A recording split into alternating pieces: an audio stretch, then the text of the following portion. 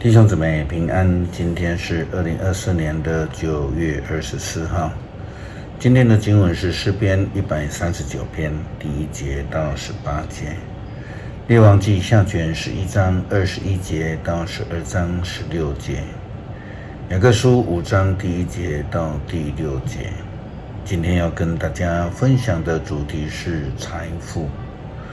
关于福气，大多数的人的焦点都会放在这个人是否富有，在他们的标准里面，好像这个富有呢，钱财啊、官运啊、更高的职位啊，这才叫做福气。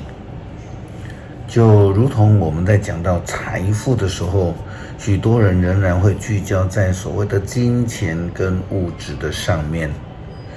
但是圣经当中财富却不是这样的定义的。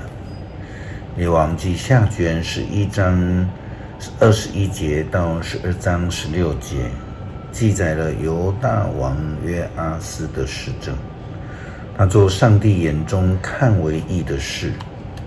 圣经这样说，约阿斯做犹大王的时候才7岁。以色列王耶户在位的第7年，约阿斯做犹大王，他在耶路撒冷统治了40年。他母亲西比亚是别是巴城的人。约阿斯一生做了上主认为对的事情，因为耶和耶大祭司教导他。可是他并没有除去在山丘上的神庙，所以人们在那里献祭烧香。约阿斯召祭司们来，吩咐他们把那一些献祭给圣殿的钱，无论是付立偿祭的钱，或是自愿奉献的钱，都积存下来。每一个祭司要各自保管他们服务的人所捐出的钱，在需要的时候用这些钱做整修圣殿之用。但是到了约阿斯在位的第23年，祭司们还没有整修圣殿，于是约阿斯召见耶和耶大和其他的祭司，问他们：你们为什么还没有整修圣殿？从现在起，不要再跟人民收钱来留下，要把钱交出来，使整修的工作能够进行。祭司们同意不再收钱，也不负责整修圣殿。于是耶和耶大祭司拿来一个箱子，箱盖上面钻了一个洞，放在祭坛旁，在圣殿的入口处的右边。在入口处值班的祭司把那一些来敬拜的人所给的钱通通投入箱里面。箱里的钱多了，王室书记和大祭司就来把银钱融化，然后称银的重量。他们确实登记了数量以及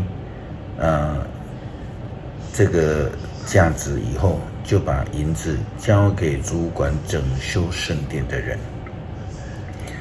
这些人就付工资给木匠、修建工人、泥水匠和石匠，并且呢买修理用的木材和石块，并支付所有其他修殿的开销。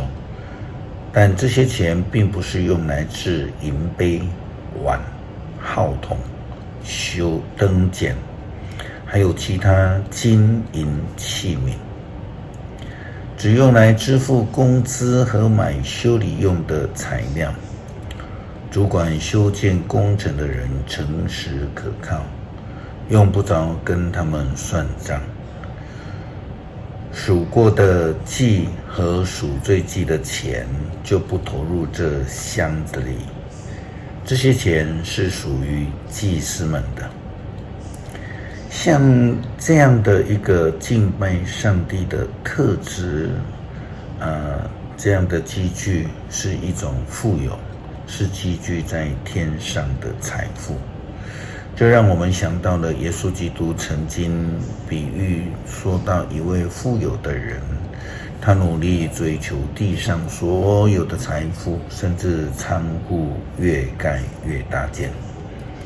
但是事实上，上帝并不喜欢这样的人。雅各书第5章第1节到第6节这样的记载。那么你们有钱的人听我说，你们要为那就要临到的灾难痛哭哀嚎了。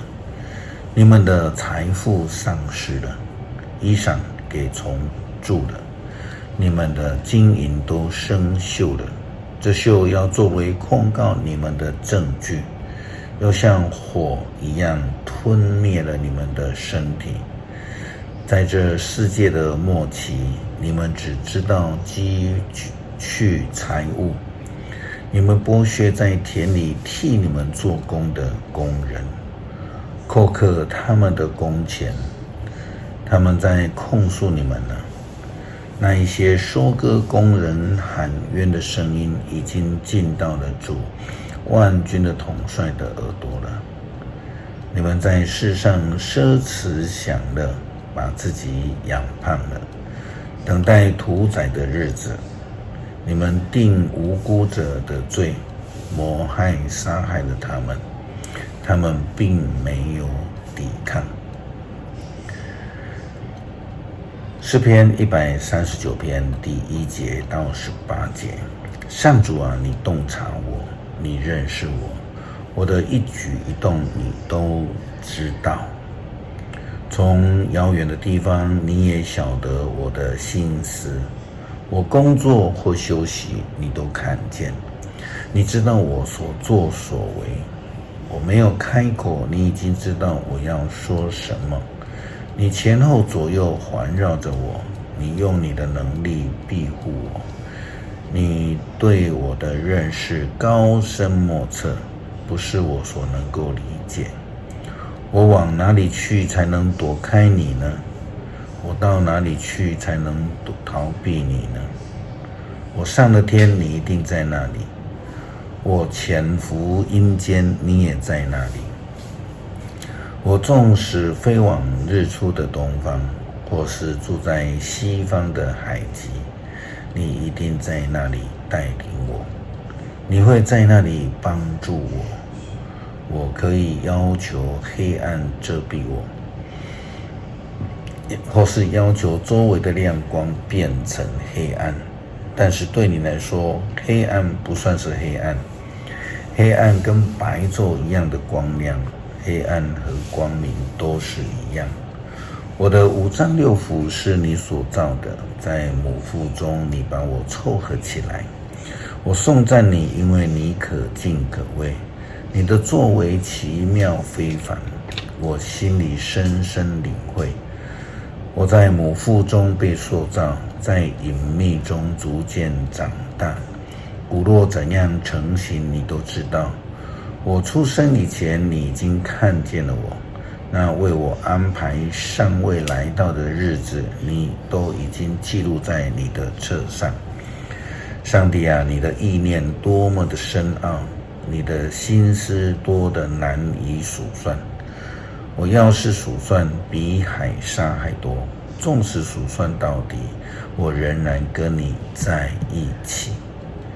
恳求主帮助我们追求属天的财富，以敬拜你为人生的首要，作为我们追求赐福、追求财富的目标，而不是为了追求自己的益处。